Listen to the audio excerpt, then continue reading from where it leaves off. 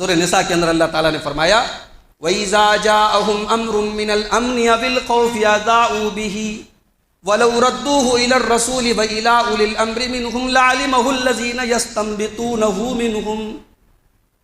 تمہارے پاس مسلمانوں کے متعلق جب کوئی خبر آتی ہے، چاہے وہ امن کی خبر ہو، چاہے وہ خوف کی خبر ہو، چاہے وہ پازیٹیو خبر ہو، چاہے وہ نیگیٹو خبر ہو، تم اس کو پھیلانے مت لگو، تم اس کو مشہور مت کرنے لگو، تم اپنے رسول کے پاس اس خبر کو لے کے جاؤ اور اپنے ذمہ داروں کے پاس اس کو لے کر کے جاؤ، تاکہ جو لوگ معاملے کی تہ تک پہنچتے ہیں، جو معاملات کی باریکیوں کو جانتے ہیں، وہ اس کی سچائی کا پتہ لگائیں اور پھر وہ یہ فیصلہ کریں کہ یہ خبر لوگوں تک پہنچانے کے لائق ہے بھی کہ نہیں۔ مسلمانوں کی بستیوں کے پاس سے، مسلمانوں کی مسجدوں کے پاس سے ان کو بھڑکانے والے نعرے لگا کے لوگ گزریں گے، ان کو جوش دلانے کی، ان کو اشتعال دلانے کی پوری کوشش کی جائے گی۔ ہمیں کیا کرنا ہے؟ صبر کرنا ہے۔ اب کوئی یہ نہ کہے کہ جناب یہ صبر کی جو آپ بات کر رہے ہیں یہ بزدلی ہے، اگر یہ بزدلی ہوتی تو اللہ اپنے نبی کو صبر کرنے کا حکم نہ دیتا۔ اللہ اپنے نبی سے کہہ رہا ہے، کب کہہ رہا ہے؟ جب مکہ میں میرے نبی کے اوپر حالات بڑے تنگ تھے، جب میرے نبی کا سجدہ کرنا دوبھر تھا، سجدے کی حالت میں میرے نبی کے گردن پہ لا کر کے گندگی ڈالی جاتی تھی، ان حالات میں اللہ نے کہا تھا اپنے نبی سے وَاصْبِرْ وَمَا صَبْرُكَ إِلَّا بِاللَّهِ، اے نبی آپ صبر سے کام لیجئے، اے نبی آپ صبر سے کام لیجئے، وَمَا صَبْرُكَ إِلَّا بِاللَّهِ، اور آپ کو صبر کی توفیق بھی اللہ ہی دیتا ہے۔ وَإِذْ يَمْكُرُ بِكَ الَّذِينَ كَفَرُوا لِيُثْبِتُوكَ أَوْ يَقْتُلُوكَ أَوْ يُخْرِجُوكَ وَيَمْكُرُونَ وَيَمْكُرُ اللَّهُ وَاللَّهُ خَيْرُ الْمَاكِرِينَ۔ اے نبی وہ وقت بھی آپ یاد کیجئے جب آپ کے خلاف چالیں چلی جا رہی تھیں، آپ کے خلاف مکر و فریب کیا جا رہا تھا، آپ کو قید کرنے کی، آپ کو قتل کرنے کی، آپ کو نکالنے کی باتیں ہو رہی تھی۔ وَيَمْكُرُونَ وَيَمْكُرُ اللَّهُ، اور اے نبی یہ لوگ اپنی چالیں چل رہے تھے اور اللہ تبارک و تعالیٰ تو اپنی تدبیر کر رہا تھا۔ وَاللَّهُ خَيْرُ الْمَاكِرِينَ، اور اللہ تعالیٰ سب سے بہترین تدبیر کرنے والا ہے۔ الحمدللہ نحمده ونستعینه ونستغفره ونعوذ بالله من شرور أنفسنا ومن سيئات أعمالنا، من يهده الله فلا مضل له ومن يضلل فلا هادي له، وأشهد أن لا إله إلا الله وحده لا شريك له، وأشهد أن محمدًا عبده ورسوله، يا أيها الذين آمنوا اتقوا الله حق تقاته ولا تموتن إلا وأنتم مسلمون، يا أيها الناس اتقوا ربكم الذي خلقكم من نفس واحدة وخلق منها زوجها وبث منهما رجالا كثيرا ونساء، واتقوا الله الذي تساءلون به والأرحام إن الله كان عليكم رقيبا، يا أيها الذين آمنوا اتقوا الله وقولوا قولا سديدا يصلح لكم أعمالكم ويغفر لكم ذنوبكم، ومن يطع الله ورسوله فقد فاز فوزا عظيما۔ أما بعد فإن خير الحديث كتاب الله، وخير الهدي هدي محمد صلى الله عليه وسلم، وشر الأمور محدثاتها وكل محدثة بدعة وكل بدعة ضلالة وكل ضلالة في النار۔ أعوذ بالله من الشيطان الرجيم، بسم الله الرحمن الرحيم، ولا تهنوا ولا تحزنوا وأنتم الأعلون إن كنتم مؤمنين۔ محترم حاضرین جمعہ، اس وقت ہمارے ملک کے جو حالات ہیں وہ میڈیا اور سوشل میڈیا کے ذریعے ہم اس کو دیکھ بھی رہے ہیں اور محسوس بھی کر رہے ہیں۔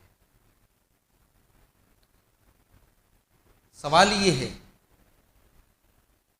کہ ملک کے ان حالات میں ایک قوم کی حیثیت سے، ایک کمیونٹی کی حیثیت سے ہماری کیا ذمہ داریاں ہیں؟ ہم کیا کریں ان حالات میں؟ بہت ساری چیزیں ہم دیکھ رہے ہیں جو بڑی افسوسناک باتیں ہیں۔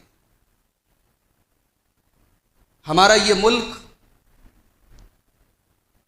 ملک کے آئین کے مطابق ایک سیکولر ملک ہے۔ اس ملک کی بنیاد کسی خاص مذہب کے اوپر نہیں ہے۔ ہمارے ملک کا جو سنویدھان ہے، جو آئین ہے، اس ملک کے تمام سٹیزنز کو، تمام باشندوں کو مکمل مذہبی آزادی دیتا ہے۔ ہمارے کانسٹیٹیوشن کا آرٹیکل نمبر 25، اس کی دفعہ 25 یہ بتاتی ہے کہ ملک کے تمام لوگوں کو اپنے مذہب پر عمل کرنے کا، اپنے مذہب کا اعلان کرنے کا اور اپنے مذہب کا پرچار کرنے کا مکمل حق حاصل ہے۔ فریڈم آف کانشنس، ضمیر کی آزادی، عقیدے کی آزادی، اس ملک کے تمام باشندوں کو ہمارے ملک کا سنویدھان، ہمارے ملک کا کانسٹیٹیوشن دیتا ہے۔ ہمارے کانسٹیٹیوشن کا آرٹیکل نمبر 15، دفعہ 15 یہ بتاتی ہے کہ ملک کی حکومت کسی بھی باشندے کو، کسی بھی سٹیزن کو اس کے مذہب کی بنیاد پر، اس کی نسل کی بنیاد پر، اس کے برتھ پلیس، اس کی تاریخ پیدائش کی بنیاد پر، یا اس کی جنس کی بنیاد پر کہ وہ مرد ہے یا عورت ہے، اس بنیاد پر کسی بھی سٹیزن کے ساتھ ملک کی حکومت ڈسکریمنیشن نہیں کر سکتی، بھید بھاؤ نہیں کر سکتی۔ یہ ہمارے ملک کا سنویدھان کہتا ہے۔ لیکن آج ہم جو حالات دیکھ رہے ہیں، پرشاسن موجود ہے، پولیس کے افسران موجود ہیں، اور ایک بڑا مجمع ایک علاقے سے گزرتا ہے اور یہ اعلان کرتے ہوئے گزرتا ہے کہ صاحب مسلمانوں کو آپ نوکری پر نہ رکھیں، مسلمانوں کو کام پہ نہ رکھیں، اگر آپ نے کام پہ رکھا تو ہم بائیکاٹ کریں گے۔ کیا یہ ہمارے ملک کے سنویدھان اور آئین کی کھلم کھلا خلاف ورزی نہیں ہے؟ کیا یہ قانون کی خلاف ورزی نہیں ہے؟ میڈیا جس کا کام ہوتا ہے عوام تک حقیقتوں کو پہنچانا، خبروں کو پہنچانا، میڈیا کا کام کیا ہو گیا ہے؟ میڈیا کا کام ہو گیا فیصلہ کرنا۔ جو معاملات عدالت میں ہیں، جو معاملات کورٹ میں ہیں، جس کا فیصلہ کورٹ کو کرنا ہے، میڈیا پہلے ہی فیصلہ کر رہا ہے۔ انتہائی تعصب اور جانبدار میڈیا ہمارے ملک کا بن چکا ہے، جو بالکل ہر معاملے میں یک طرفہ روخ اختیار کر رہا ہے۔ تو ان حالات میں ظاہر ہے اس ملک میں بسنے والے کروڑوں کی تعداد میں مسلمان، ان کے ذہنوں میں، ان کے دماغوں میں ایک قسم کی مایوسی پیدا ہو رہی ہے، ان کو ہراساں کرنے کی، ان کو خوفزدہ کرنے کی، ان کو ڈرانے کی کوشش ہو رہی ہے۔ تو اس میں ہم سب سے پہلا کام جو ہمارے کرنے کا ہے وہ یہ ہے کہ ہم اپنے آپ کو جہاں تک ممکن ہو پازیٹیو رکھیں۔ بھئی ایک بات تو طے ہے، اس ملک سے ہم کہیں جا نہیں رہے ہیں اور انشاءاللہ جائیں گے بھی نہیں۔ جانا ہوتا تو 75 سال پہلے چلے گئے ہوتے۔ ملک کے جو حالات ہیں آپ اندازہ لگائیے، 15 اگست 1947 کو اس سے بھی خطرناک حالات رہے ہوں گے، جب ہمارے ہی کچھ بھائیوں نے اسلام کے نام پر، مسلمانوں کے نام پر ایک الگ ملک حاصل کیا تھا۔ اس وقت ہندوستان کے مسلمانوں کی کیا کیفیت رہی ہوگی آپ تصور کیجئے۔ ہم تو اس دور میں نہیں تھے نا، ہم نے تو خبروں میں پڑھا، ہم نے کتابوں میں پڑھا، ہمارے آباء و اجداد، ہمارے بزرگوں نے وہ دور دیکھا ہے کہ کس خوف اور کس دہشت کا عالم تھا وہ۔ مگر ہم یہ ملک چھوڑ کے نہیں گئے میرے بھائی۔ ہمت کا کام تو ہم نے کیا، جرأت کا کام تو ہم نے کیا۔ ہمارا جو کریمی طبقہ تھا، مسلمانوں میں جو پڑھے لکھے لوگ تھے، جو قابل لوگ تھے، سب تو ملک چھوڑ کے چلے گئے۔ یہاں کمزور لوگ، غریب لوگ، کم پڑھے لکھے لوگ بچے، اور یہاں اقلیت کے طور پہ بچے، کم تعداد میں بچے۔ لیکن ہم نے سارے اندیشوں کو، سارے خوف کو، سارے ڈر کو کنارے رکھا۔ ہم نے کہا نہیں، اس ملک کا مستقبل ہمارے بغیر نہیں بنے گا، اس ملک کا بھوشیہ ہمارے بغیر نہیں بنے گا، اور ہم جب تب نہیں گئے تو آج کیسے جائیں؟ اس ملک میں سے تو ہم نہیں جا رہے۔ ہمارے بعض بھائی سوشل میڈیا پر اس طریقے کی باتیں بھی کرتے ہیں کہ صاحب ہجرت، شریعت میں ہجرت کا ایک آپشن ہے، مائیگریشن کا آپشن ہے۔ نہیں، مائیگریشن کا آپشن آپ کے ملک کے حالات پر فٹ نہیں ہوتا ہے۔ جب تک آپ اپنی مسجد میں اللہ کی بارگاہ میں سجدہ کر رہے ہیں، جب تک آپ اللہ اکبر کی صدا بلند کر رہے ہیں، اللہ کا نام لے رہے ہیں، وہ حالات نہیں ہیں، اس لیے اس کا نام نہ لیں۔ ہمیں اس ملک میں رہنا ہے، اور ہمیں اس ملک میں کوئی بدنظمی اپنی طرف سے نہیں پھیلانی، ہم کوئی شر نہیں پھیلانا چاہتے، کوئی فساد نہیں پھیلانا چاہتے۔ اپنے نوجوانوں سے کہنا چاہوں گا، کسی بھی شر، کسی بھی فساد، کسی بھی بلبا، کسی بھی دنگا کا حصہ ہمیں نہیں بننا ہے۔ ہماری ذات کے ذریعے کہیں ماحول نہ خراب ہو، ہمیں اس بات کی گارنٹی لینا ہے۔ ہمیں ایک کمیونٹی کے طور پر اپنے آپ کو یہ ثابت کرنا ہے کہ ہم ایک پرامن قوم ہیں۔ تو پہلا کام تو یہ کرنا ہے کہ نگیٹیوٹی کو بہت زیادہ مت پھیلائیں۔ جب ہم سوشل میڈیا دیکھتے ہیں، فیس بک دیکھتے ہیں، واٹس ایپ دیکھتے ہیں، لگتا ہے سارا ملک جل رہا ہے، اور جب ہم اپنے محلے میں، اپنے علاقے میں، اپنے اڑوس پڑوس میں مڑتے ہیں، بیٹھتے ہیں، کاروبار کرتے تو لگتا ہے یار سب نارمل ہے۔ تو کچھ دنوں کے لیے سوشل میڈیا کی دنیا سے باہر نکلیے۔ ٹھیک ہے، ملک کے کچھ حصے جل رہے ہیں، کچھ حصوں میں فسادات ہوئے ہیں، کچھ حصوں میں ظلم ہوئے ہیں اور ہو رہے ہیں، مگر ہر جگہ ایک جیسے حالات نہیں ہیں۔ اس لیے اگر کوئی نگیٹو بات ہے بھی اور آپ نے دیکھ بھی لی تو آپ اس کو بہت پھیلانے کی کوشش مت کیجیے۔ اللہ کے نبی کے دور میں جنگیں ہوتی تھی، کسی جنگ میں مسلمانوں کو جیت بھی نصیب ہوئی، کسی میں ہار بھی نصیب ہوئی۔ تو بعض اوقات ایسا ہوا کہ مسلمانوں کو ہار ہو گئی، غزوہ احد میں مسلمان ہار گئے، جیتی ہوئی جنگ ہار گئے۔ تو اب اس موقع پر کچھ مسلمانوں کے ساتھ ساتھ جو منافق لوگ تھے، انہوں نے فوراً اس کو پھیلانا شروع کیا کہ صاحب ہم تو جنگ ہار گئے۔ تو کبھی کبھی کسی قوم کو توڑنے کے لیے اس کے مورال کو ڈاؤن کیا جاتا ہے، اس کے حوصلے کو توڑا جاتا ہے۔ ہمیں اپنے حوصلوں کو نہیں ٹوٹنے دینا ہے۔ سورہ نساء کے اندر اللہ تعالیٰ نے فرمایا وَإِذَا جَاءَهُمْ أَمْرٌ مِّنَ الْأَمْنِ أَوِ الْخَوْفِ أَذَاعُوا بِهِ وَلَوْ رَدُّوهُ إِلَى الرَّسُولِ وَإِلَىٰ أُولِي الْأَمْرِ مِنْهُمْ لَعَلِمَهُ الَّذِينَ يَسْتَنبِطُونَهُ مِنْهُمْ۔ تمہارے پاس مسلمانوں کے متعلق جب کوئی خبر آتی ہے، چاہے وہ امن کی خبر ہو، چاہے وہ خوف کی خبر ہو، چاہے وہ پازیٹیو خبر ہو، چاہے وہ نیگیٹو خبر ہو، تم اس کو پھیلانے مت لگو، تم اس کو مشہور مت کرنے لگو۔ تم اپنے رسول کے پاس اس خبر کو لے کے جاؤ اور اپنے ذمہ داروں کے پاس اس کو لے کر کے جاؤ، تاکہ جو لوگ معاملے کی تہ تک پہنچتے ہیں، جو معاملات کی باریکیوں کو جانتے ہیں، وہ اس کی سچائی کا پتہ لگائیں، اور پھر وہ یہ فیصلہ کریں کہ یہ خبر لوگوں تک پہنچانے کے لائق ہے بھی کہ نہیں ہے۔ ہر ویڈیو آپ شیئر کر دیتے ہیں، ہر خبر، ہر بات آپ شیئر کرنے لگتے ہیں، آپ نے تحقیق بھی نہیں کی خبر صحیح ہے، اور صحیح بھی ہے تو اس کو شیئر کرنے کا کیا فائدہ ہے؟ کبھی آپ یہ سوچیے، مان لیجئے کسی کے ساتھ ظلم ہوا، اب اس ظلم کے اوپر ایک ویڈیو بنا، اب اس ویڈیو کو پورے تمام لوگ پھیلا رہے ہیں، اس پھیلانے سے کیا فائدہ ہو رہا ہے؟ یہی فائدہ ہو رہا ہے کہ لوگ اور زیادہ ڈر رہے ہیں اور زیادہ خوفزدہ ہو رہے ہیں۔ تو یہ سوشل میڈیا کا جو دور ہے، اس دور میں یہ چیز زیادہ ہو رہی ہے، اور یہ صرف ہمارے ساتھ نہیں ہو رہی ہے، ہمارے خلاف ہمارے بھائیوں کو بھی بھڑکایا جاتا ہے۔ یہ بھی آپ یاد رکھیے، سوشل میڈیا کا استعمال اس ملک میں نفرت کی کھیتی کو پروان چڑھانے کے لیے بہت زبردست طریقے سے کیا گیا۔ یہ جو دنگا فساد کی جو کیفیت ہے ملک کے بعض علاقوں میں پیدا ہوئی ہیں، آپ اگر اس کی تہ تک جائیے گا تو کہیں نہ کہیں سوشل میڈیا کا اس میں رول نظر آئے گا۔ اس لیے ہمیں، ہمارے نوجوانوں کو میں پہلا پیغام یہی دینا چاہتا ہوں کہ نگیٹیوٹی کو پھیلاؤ مت بھائی۔ اس ملک میں ٹھیک ہے بہت ساری چیزیں اس وقت ہمیں تکلیف دے رہی، بہت ساری اچھی چیزیں بھی ہیں، اس ملک سے ہم نے بہت کچھ حاصل کیا ہے اور اس ملک کو ہم نے بہت کچھ دیا بھی ہے۔ اس ملک کی تاریخ ہمارے بغیر نہیں لکھی جا سکتی، نہ آزادی کے پہلے کی لکھی جا سکتی ہے، نہ آزادی کے بعد کی لکھی جا سکتی ہے۔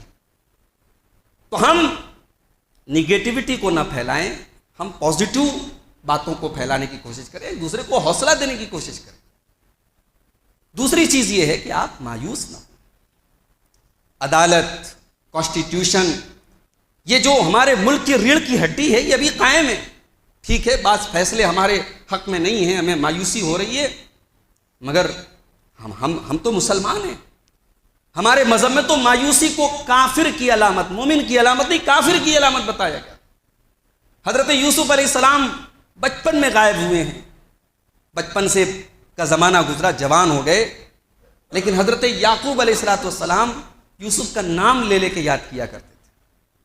تو لوگوں نے کہا کہ آپ ابھی تک یوسف کو یاد کرتے، پتہ نہیں زندہ ہے کہ مر گیا، آپ ابھی تک یوسف کو یاد کرتے ہیں۔ تو حضرت یعقوب علیہ السلام نے بڑا پیارا جملہ کہا، فرمایا لا تیأسوا من روح اللہ، اے میرے بچوں تم اللہ کی رحمت سے کبھی مایوس نہ ہونا، انہ لا ییأس من روح اللہ الا القوم الکافرون، اللہ کی رحمت سے تو وہی لوگ مایوس ہوتے ہیں جو ایمان والے نہیں ہوتے، جو کفر کی حالت میں ہوتے ہیں۔ ایمان والا مایوس نہیں ہوتا ہے۔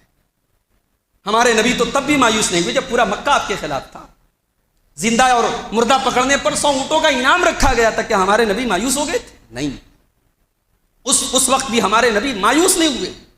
آپ نے پلاننگ کی، آپ نے اپنے آپ کو اور صحابہ کرام کو بچانے کے لیے جو تدبیر ہو سکتی تھی تدبیر اپنائی۔ مکے میں سب دشمن تھے آپ کے، مگر ابو طالب جب تک زندہ رہے، اللہ کے نبی کے لیے بڑا سہارا ابو طالب کے ذریعے۔ اس ملک میں ٹھیک ہے بہت سارے لوگ ہمارے خلاف ہیں، لیکن بہت سارے لوگ ابو طالب کا کردار بھی ادا کر سکتے ہیں۔ ہمیں اور آپ کو ابو طالب کے کردار کو بھی کھوجنے کی اور تلاش کرنے کی ضرورت ہے۔ جب اللہ کے نبی ہجرت کے سفر پہ جا رہے تھے، آپ نے مکہ سے مدینہ کا جو راستہ طے کیا، اٹھائیے سیرت کی کتابیں، آپ نے مکہ اور مدینہ کا جو راستہ طے کیا وہ نارمل راستہ آپ نے نہیں طے کیا۔ آپ چاہتے تو جو سیدھا سادہ راستہ تھا وہ راستہ اپنا سکتے تھے، مگر نہیں۔ 3 دن تک آپ غار ثور میں رہے۔ غار ثور کدھر پڑتا ہے بھائی؟ مدینہ کے راستے میں نہیں ہے غار ثور۔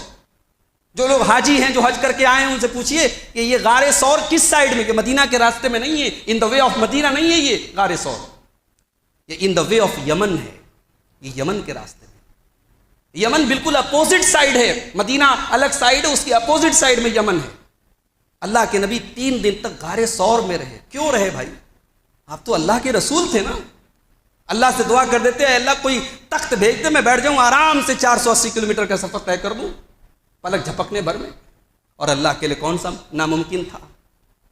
مگر اسلام کی تاریخ ہمیں یہ بتاتی ہے کہ مسلمان معجزوں اور کرامتوں کا انتظار نہیں کرتا ہے۔ مسلمان یہ انتظار نہیں کرتا کہ اللہ کی طرف سے کوئی معجزہ آئے گا۔ مسلمان کا اپنا بھی کوئی دماغ ہوتا ہے، اپنی بھی کوئی پلاننگ ہوتی ہے، اپنی بھی کوئی اسٹریٹجی ہوتی ہے۔ اللہ کے نبی نے پلاننگ کی، 3 دن تک آپ غار ثور میں رہے۔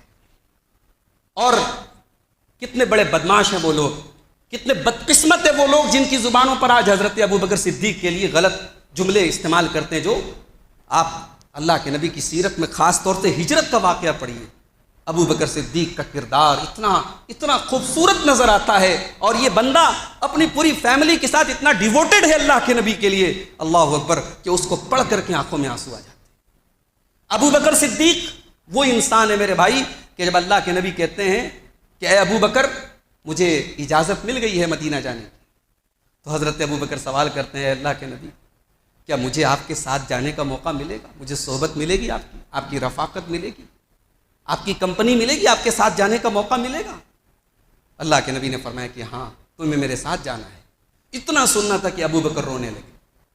یہ خوشی کے آنسو تھے جو ابو بکر صدیق کی آنکھوں سے بہنے لگے، اور اما عائشہ فرماتی کہ پہلی مرتبہ زندگی میں کسی کی آنکھوں میں نے خوشی کے آنسو دیکھے تھے، اپنے باپ کی آنکھوں میں خوشی کے آنسو دیکھے۔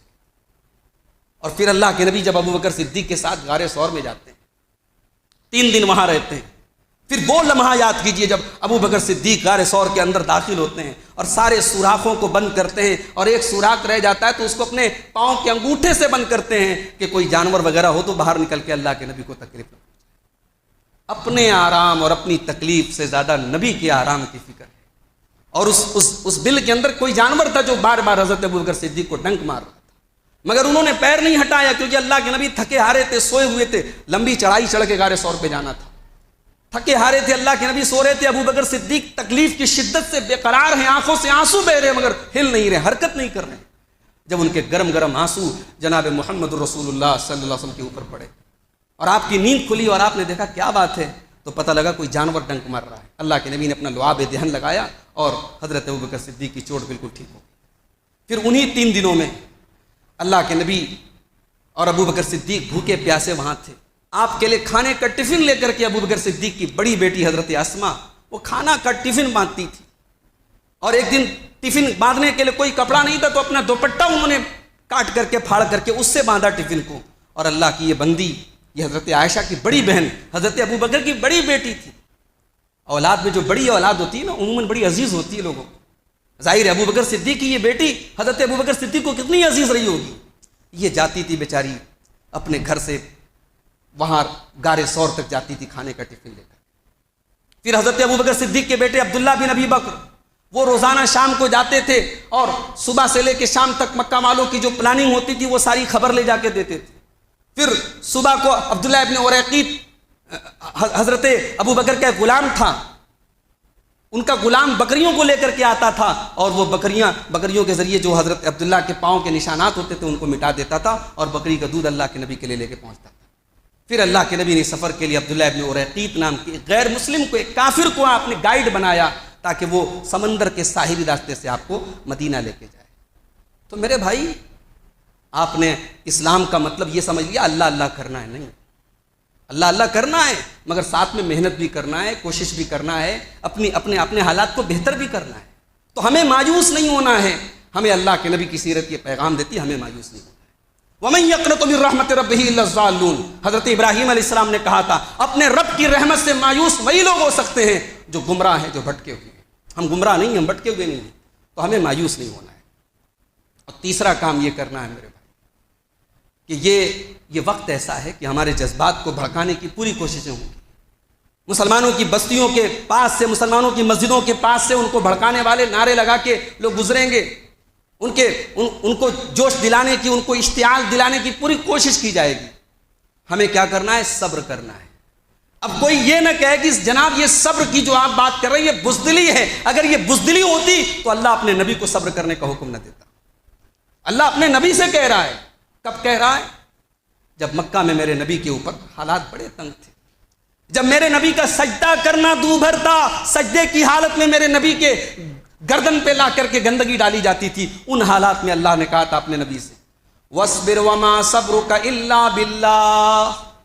اے نبی آپ صبر سے کام لیجئے، اے نبی آپ صبر سے کام لیجئے. وَمَا صَبْرُكَ إِلَّا بِاللَّهِ. اور آپ کو صبر کی توفیق بھی اللہ ہی دیتا ہے. اگر انسان صبر کر رہا ہے نا، یہ صبر کی توفیق بھی اللہ دیتا ہے. اگر انسان کے دل کو اللہ صبر نہ دے تو کتنے کلیجے پھٹ جائیں اور کتنے لوگ مر جائیں، کتنے بڑے بڑے غم اور حادثے آتے ہیں. یہ صبر ہوتا ہے جو انسان کو مضبوط کرتا ہے. میرے بھائی اللہ کہہ رہا ہے کہ اے نبی آپ صبر کیجئے اور صبر کی توفیق اللہ دیتا ہے. وَلَا تَحْزَنْ عَلَيْهِمْ. اور اے نبی آپ غم نہ کریں، آپ ان اپنے دشمنوں کو دیکھ کر کے آپ غم نہ کریں. وَلَا تَكُ فِي ضَيْقٍ مِّمَّا يَمْكُرُونَ. اور اے نبی آپ تنگی کا شکار نہ ہوں، آپ پریشان نہ ہوں، ہم حالات کو بہتر کریں. تو یہ ہے صبر. تو ہمیں اور آپ کو صبر کا دامن تھامے رکھنا ہے. ان اللہ مع الصابرین قرآن میں بار بار کہا گیا وَاسْتَعِینُوا بِالصَّبْرِ وَالصَّلَاةِ. صبر اور نماز کے ذریعے مدد طلب کرو. تو صبر کا دامن ہمیں تھامے رکھنا ہے. اچھا صبر کی جب بات آئی ہے تو صبر کا مطلب بھی سمجھ لو. صبر کا مطلب کیا ہوتا ہے؟ ایک تو صبر کا نارمل مطلب ہم جانتے ہیں برداشت کرنا. صبر کا اصل مطلب ہوتا ہے روکنا، کنٹرول کرنا. تو صبر کا اصل مطلب یہ ہے کہ مشکل سے مشکل حالات میں اپنے آپ کو اللہ اور اس کے رسول کی نافرمانی سے روکا جائے. یہ ہے صبر. جیسے بھی حالات آ جائیں. کبھی کبھی ایسا ہوتا ہے نا انسان غریبی میں صبر کر لیتا ہے لیکن دولت میں صبر نہیں کر پاتا. انسان دکھ میں صبر کر لیتا ہے لیکن سکھ میں نہیں کر پاتا. تو سکھ اور دکھ دونوں میں صبر کرنا ہے، دونوں میں اپنے آپ کو آؤٹ آف کنٹرول ہونے سے بچانا ہے. یہی صبر ہے. اور ایک بات اور یاد رکھیے، بڑی بڑی پلاننگ لوگ کرتے رہتے ہیں لیکن سب سے بڑا پلانر اللہ تبارک و تعالیٰ ہے.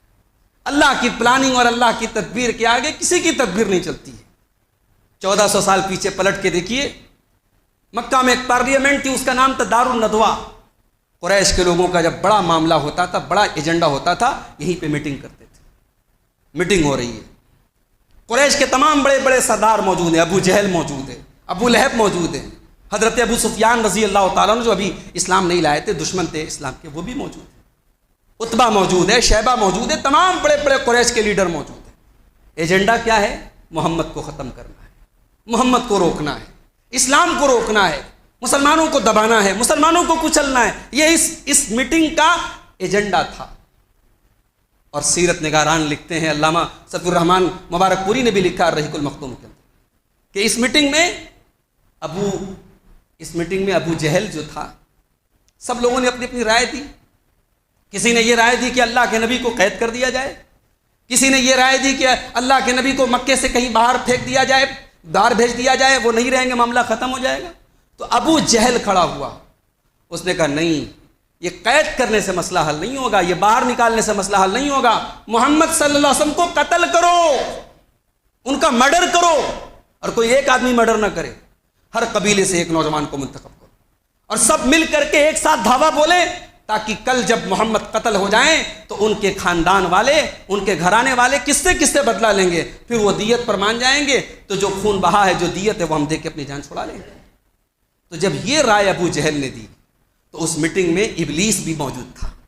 ابلیس ایک شیخ کی شکل میں، کوڑے کی شکل میں موجود تھا۔ ابلیس نے کہا کہ ہاں بھائی، یہ بات بالکل صحیح ہے، یہ رائے بالکل مناسب۔ یہ پلاننگ ہوئی، اس پر مہر لگ گئی، اور ابلیس کی بات، ابلیس ایک بزرگ کی شکل میں، ایک بوڑھے کی شکل میں آیا تھا، لوگوں نے کہا یہ بھی بزرگ بھی صحیح کہہ رہے ہیں، سب لوگوں نے وہ بات مان لی۔ ادھر اللہ نے قرآن کی آیت نازل، وَإِذْ يَمْكُرُ بِكَ الَّذِينَ كَفَرُوا لِيُثْبِتُوكَ أَوْ يَقْتُلُوكَ أَوْ يُخْرِجُوكَ وَيَمْكُرُونَ وَيَمْكُرُ اللَّهُ وَاللَّهُ خَيْرُ الْمَاكِرِينَ۔ اے نبی، وہ وقت بھی آپ یاد کیجئے جب آپ کے خلاف چالیں چلی جا رہی تھیں، آپ کے خلاف مکر و فریب کیا جا رہا تھا، آپ کو قید کرنے کی، آپ کو قتل کرنے کی، آپ کو نکالنے کی باتیں ہو رہی تھی۔ وَيَمْكُرُونَ وَيَمْكُرُ اللَّهُ، اور اے نبی، یہ لوگ اپنی چالیں چل رہے تھے، اور اللہ تبارک و تعالیٰ تو اپنی تدبیر کر رہا تھا۔ وَاللَّهُ خَيْرُ الْمَاكِرِينَ، اور اللہ تعالیٰ سب سے بہترین تدبیر کرنے والا ہے۔ اللہ کی تدبیر کے آگے کسی کی تدبیر نہیں چل سکتی میرے بھائی۔ دنیا نے کی تاریخ گواہ ہے، بڑے بڑے پلانر اور بڑے بڑے مکر و فریب کرنے والے، داؤں پیچ چلنے والے پیدا ہوئے، ختم ہو گئے۔ ظلم کی ٹہنی کبھی پھلتی نہیں، ناؤ کاغذ کی صدا کبھی چلتی نہیں، ظالموں کی تدبیریں اور ظالموں کی چالیں ان کے ساتھ زمین میں دفن ہو گئی، دنیا کی تاریخ نے دیکھا ہے۔ ہمارا ان سب باتوں پر ایمان ہے میرے بھائی۔ تو یہ بات یاد رکھیے، اللہ ڈھیل دیتا ہے ظالم کو۔ ڈھیل کا مطلب یہ نہیں کہ ظالم عروج پا جائے گا، نہیں، اللہ کہتا ہے وَأُمْلِي لَهُمْ، میں ڈھیل دیتا ہوں، إِنَّ كَيْدِي مَتِينٌ، لیکن میری جو تدبیر ہے نا بہت مضبوط ہے، میری پلاننگ بہت مضبوط ہے۔ وَأُمْلِي لَهُمْ إِنَّ كَيْدِي مَتِينٌ، میری تدبیر بہت مضبوط ہے، میری پلاننگ بہت مضبوط ہے۔ إِنَّ بَطْشَ رَبِّكَ لَشَدِيدٌ، اللہ کی پکڑ بڑی خطرناک ہے۔ اللہ جس دن پکڑے گا ظالم کو بھاگنے کا موقع نہیں۔ تو یہ تمام نصوص ہیں، قرآن کی آیتیں ہیں، ان کے اوپر ہمارا ایمان ہونا چاہیے۔ اور ایک بات اور سمجھ لیجیے، ہمارے ملک میں ڈیموکریسی ہے، اور ڈیموکریسی میں حکومت کون چلاتا ہے بھائی؟ کیپٹلسٹ لوگ چلاتے ہیں، سرمایہ دار لوگ، بڑے بڑے کارپوریٹ سیکٹر چلاتا ہے حکومت عام طور سے، ان کے ہاتھ میں کمانڈ ہوتی ہے۔ اس ملک میں اگر ہمیں اپنے حالات کو بہتر بنانا ہے، ہمیں اپنی معیشت کو مضبوط کرنا پڑے گا، ہمیں مالی اعتبار سے بھی مضبوط ہونا پڑے گا۔ ہمارے قوم کے اندر جو سرمایہ دار لوگ ہیں، جو بڑے لوگ ہیں، وہ اپنی قوم کو مضبوط کرنے کا کام کریں، اپنی قوم کے لوگوں کو پروموٹ کریں، اپنی قوم کے لوگوں کو جاب دیں، اپنے قوم کے لوگوں کو بزنس میں آگے بڑھائیں۔ صرف اپنے لیے نہ سوچیں، اپنی قوم کے لیے، اپنی کمیونٹی کے لیے بھی سوچیں۔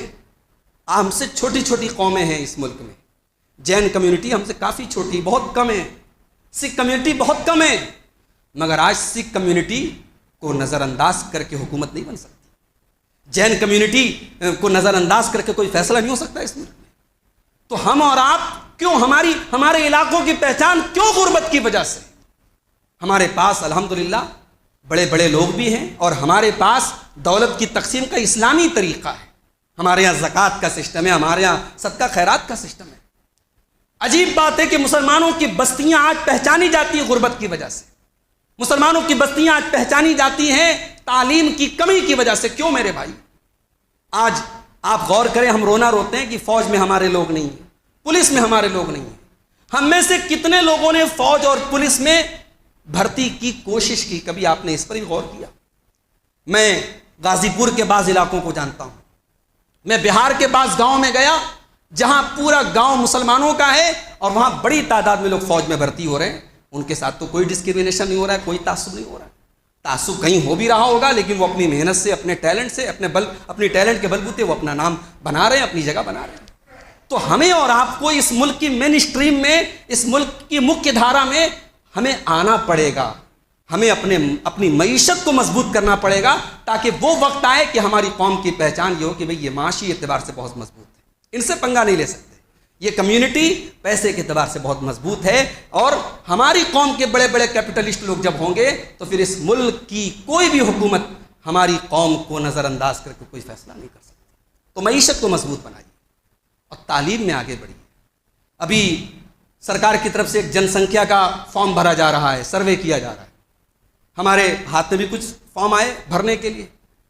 آپ یقین مانیں بعض علاقوں کی جو حالت ہے مسلمانوں کی، یعنی 100 میں 90 لوگ مجھے ایسے ملے، خاص طور سے جو گارجین ہیں، جو نوجوان نسل کے پہلے جو ہماری پچھلی نسل ہے، 95% لوگ ہمیں ایسے ملے کہ جو بالکل انگوٹھا چھاپے نہیں پڑے۔ اب نئی نسل جو آ رہی ہے اس میں صاحب کوئی 5 تک پڑھا ہے، کوئی 3 تک پڑھا ہے، جبکہ آج ماڈرن ایج میں آپ اگر گریجویشن سے نیچے آپ کی تعلیم ہے، آپ نے گریجویشن نہیں کیا ہے تو آپ ان پڑھ مانے جاتے ہیں آج کے دور میں۔ آج ہمارے یہاں تعلیم کی انتہائی کمی، اور اس کی وجہ شاید غربت بھی ہے، لیکن میں ایک بات جانتا ہوں کہ جس کو اپنے بچوں کو پڑھانا ہوتا ہے وہ اپنی مشکلات اٹھاتا ہے مگر اپنے بچوں کو پڑھاتا ہے۔ آپ اپنے بچوں کی تعلیم پر توجہ دیجیے۔ اس ملک میں آپ تعلیم اور معیشت، ان دو چیزوں کے ذریعے یہ مضبوط ہو سکتے ہیں۔ پالیٹکس میں ہمارے لیے زیادہ کچھ نہیں بچا ہے، ہمیں تعلیم کے میدان میں آگے بڑھنا پڑے گا۔ جس طریقے سے ہم لڑکیوں کی تعلیم پر محنت کر رہے ہیں، آج مسلمانوں کی لڑکیاں ماشاءاللہ بڑے بڑے امتحانات میں بازی مار رہی ہیں، تو ہمیں لڑکوں کی تعلیم پر بھی توجہ دینی پڑے گی۔ اور لڑکیوں کی تعلیم پر تو ہم توجہ دے رہے ہیں، الحمدللہ بہت اچھی بات ہے، لیکن لڑکیوں کی دینی تعلیم پر بھی آپ توجہ دیجیے۔ بڑی تیزی سے ہماری قوم کی بیٹیاں مرتد ہو رہی ہیں، اور مختلف اس کے سلسلے میں بھی خبریں ہم سنتے رہتے ہیں، تو ہمیں اپنی قوم کی بیٹیوں کی دینی تعلیم پر بھی توجہ دینی پڑے گی۔ ہمارے یہاں مسجد میں جمعہ میں عورتوں کا انتظام ہے، کتنی عورتیں آتی ہیں محلے کی۔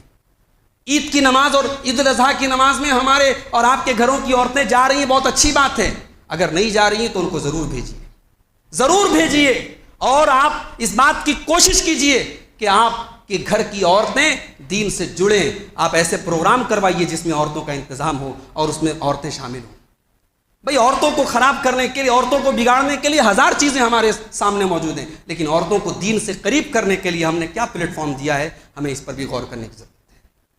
اور آخری 2 چیزیں بیان کر کے بات ختم کروں گا میرے بھائیوں، کہ اس ملک کے موجودہ حالات میں ایک اہم کام ہمیں اور آپ کو یہ بھی کرنا ہے کہ ہمیں ملک کے قانون اور ملک کے سنویدھان کی جانکاری بھی حاصل کرنا ہے۔ آج کیس ہمارا ہوتا ہے، معاملہ ہمارا ہوتا ہے، لیکن ہمیں وکیل دوسری قوم کا پکڑنا پڑتا ہے۔ ہماری قوم کے اندر اچھے وکیل کیوں نہیں ہیں میرے بھائی؟ ہمیں اس ملک کے قانون اور اس ملک کے آئین کی جانکاری تو ہمیں سب سے زیادہ ہونی چاہیے۔ اس ملک میں عزت کے ساتھ رہنے، کھانے، جینے اور اپنے مذہب پر آزادی کرنے کا ہمارے ملک کا سنویدھان اور قانون ہمیں اجازت دیتا ہے۔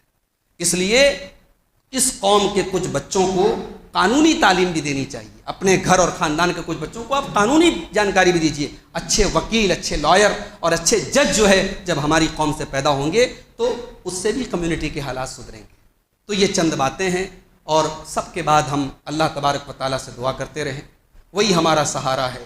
اللہ کے نبی صلی اللہ علیہ وسلم نے غزوہ بدر کے پہلے، آپ تو اللہ کے نبی تھے اور آپ کے ساتھ صحابہ کی فوج تھی، صحابہ سے سچے ایمان والا کوئی نہیں، اور نبی تو بہرحال اللہ کے نبی تھے، مگر آپ نے اللہ کی بارگاہ میں دعا کی تھی۔ اور کیا دعا کی تھی؟ اے اللہ، اگر یہ مٹھی بھر روئے زمین پر پائی جانے والی یہ جماعت اگر ہلاک ہو گئی، اللہم ان تہلک ھذہ الاصابۃ لن تعبد فی الارض، اے اللہ اگر یہ مٹھی بھر لوگ ہلاک ہو گئے پھر روئے زمین پر تیرا کوئی نام لینے والا نہیں۔ آج اس ملک میں ہم بگڑے ہوئے مسلمان ہیں میرے بھائی، ہماری قوم میں کتنی بدعات و خرافات ہو رہی ہیں، ہماری قوم میں کتنے شرکیہ کام ہو رہے ہیں۔ ہمیں اس بات کا بھی احساس ہونا چاہیے، ہم اللہ کی مدد اللہ کو ناراض کر کے نہیں پا سکتے۔ اللہ کی مدد چاہیے تو ہمیں اپنے حالات پر بھی، اپنے گریبان میں بھی جھانکنا پڑے گا، اپنے حالات کی بھی اصلاح کرنی پڑے گی۔ غزوہ احد میں جب مسلمانوں کو ہار نصیب ہوئی، اللہ نے فوراً قرآن کی آیت نازل کی، حتی اذا فشلتم وتنازعتم فی الامر وعصیتم. مسلمانوں آج جو تکلیف تم نے اٹھائی ہے اس کی 3 بڑی وجہ ہے. ایک تو تم سست پڑ گئے، اور دوسرے تم نے آپس میں اختلاف کیا، اور تیسرے تم نے رسول کی نافرمانی کی. یہ بڑا سخت جملہ ہے. اور غزوہ احد کے ٹھیک بعد یہ آیت نازل ہوئی جب اللہ اپنے نبی کے صحابہ کو اپنے حالات پر نظر ڈالنے کو کہہ رہا ہے. تو ہم اور آپ تو صحابہ کے مقابلے میں بہت گرے ہوئے، اخلاق و اعمال کے اعتبار سے بہت گرے ہوئے ہیں میرے بھائی. ہمارے اندر تو بہت ساری کمیاں ہیں. تو ہم اپنی اصلاح بھی کریں اور اپنے گناہوں کو دور کریں، اپنے دامن میں لگے دھبوں کو چھڑانے کی کوشش کریں، اللہ کی طرف رجوع کریں، نمازوں میں قنوت نازلہ کا اہتمام کریں، الگ سے بھی دعائیں کریں، اور دعاؤں میں خاص طور سے اپنی قوم کے لیے اور اس ملک کی بقا کے لیے اور اس ملک میں اپنی بقا کے لیے ہم دعا کریں. آج یہ جمعہ کا وقت ہے، جمعہ کا خطبہ ہے، ممبر سے میں آپ کے سامنے یہ بات کہہ رہا ہوں. جمعہ کے دن بھی قبولیت کی کوئی گھڑی ہے. آئیے ہم اللہ سے دعا کریں، اللہ اس ملک کے حالات کو بہتر بنا دے، اللہ اس ملک میں امن اور سکون نازل فرما دے. اللہ ہمارے جان و مال کی، ہماری عزت و آبرو کی حفاظت فرمائے. ہماری قوم کو جو لوگ ہماری قوم کے خلاف پلاننگ کر رہے ہیں، مسلمانوں کے خلاف تدبیریں کر رہے ہیں، اے اللہ تو ان کی تدبیروں کو ناکام کر دے. اے اللہ تو غفور الرحیم ہے اور تو جبار بھی ہے، تو معاف کرنے والا بھی ہے، تو پکڑنے والا بھی ہے. پروردگار ہم بڑے گنہگار لوگ ہیں، بڑے خطا کار لوگ ہیں، مگر تیری رحمت کو امیدوار ہیں. اے اللہ تو اپنی رحمت کی نظر سے ہمیں دیکھ اور ہمارے گناہوں کو معاف کر کے ہم پر رحم و کرم فرما دے. اے اللہ لوگ کاروبار سے پریشان ہیں، کتنے گھروں میں غربت اور فقر و فاقہ کی نوبت ہے، کتنے گھروں میں دوا اور علاج کی مشقتیں ہیں، کتنے گھروں میں مختلف قسم کی پریشانیاں ہیں. اے اللہ تو سب کے دکھوں کا مداوع کر دے، سب کے دکھوں کو دور فرما دے، کاروبار میں برکت عطا فرما، رزق حلال کی سب کو تو اے اللہ توفیق نصیب فرما. اے اللہ جب تک ہم دنیا میں زندہ رہیں، اسلام پر زندہ رہیں، اور ہم سب کا خاتمہ ایمان پر ہو. آمین. وآخر دعوانا الحمدللہ رب العالمین.